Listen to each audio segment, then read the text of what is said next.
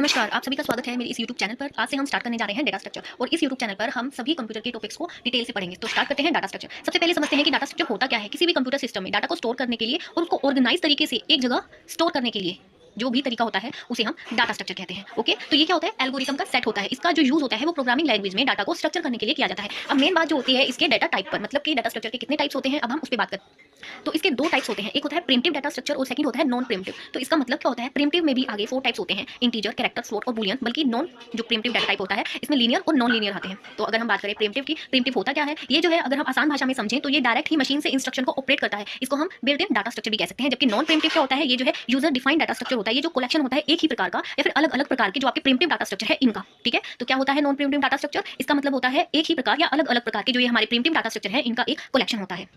इससे आगे आते हैं, अगर हम इंटीजर की बात करें, इंटीजर में बाइट, लॉन्ग, शॉर्ट और इंट आते हैं। बाइट मतलब क्या होता है? बाइट मतलब होता है कि कोई भी वैल्यू होती है जो वोल्स नंबर होते हैं और इसकी रेंज होती है -128 से लेके 127 तक। इसके अलावा जो आपका बूलियन है, बूलियन क्या होता है? बूलियन हम आसानी से समझ सकते हैं, ट्रू और फॉल्स को हम बूलियन कहते हैं। जो यस और नो में कहा जाए वो बूलियन होगा। कैरेक्टर हमको पता है, कैरेक्टर जो एक ही कैरेक्टर के लिए यूज किया जाता है उसे हम कैरेक्टर कहते हैं। आप यहाँ से देखिए, boolean true and false, byte -128 से लेके 127 तक। कैरेक्टर सिंगल कैरेक्टर होता है जैसे कि ए। शॉर्ट जो होता है, शॉर्ट की रेंज कितनी होती है ये पूछी जाती है पेपर में, -32768 से लेके +32768 तक। ये वोल्स नंबर होते हैं और इसकी डिफॉल्ट वैल्यू 0 होती है। ओके, इंटीजर, इंटीजर में वो सभी नंबर स्टोर किए जाते हैं जैसे कि हमारी एज। ओके, इसके अलावा लॉन्ग जो होता है वो इंटीजर का बड़ा रूप होता है, जैसे कि लार्ज नंबर ऑफ स्टोर। जब भी लॉन्ग की बात होगी तो इसमें लार्ज नंबर को स्टोर किया जाएगा, जबकि इंटीजर में हम शॉर्ट नंबर को स्टोर करते हैं। ओके, फ्लोट क्या होता है? ये जो है डेसिमल नंबर वाले को स्टोर करते हैं। फ्लोट में हम डेसिमल नंबर को स्टोर करते हैं। इसके अलावा जो डबल होता है इसमें फ्लोट की तरह ही डेसिमल नंबर को हम स्टोर कर सकते हैं, लेकिन दशमलव की जो संख्या है उसके बाद 17 अंक तक ही आता है। मतलब कि जब डेसिमल लग जाए उसके बाद हम 17 अंक ही उसमें स्टोर कर सकते हैं।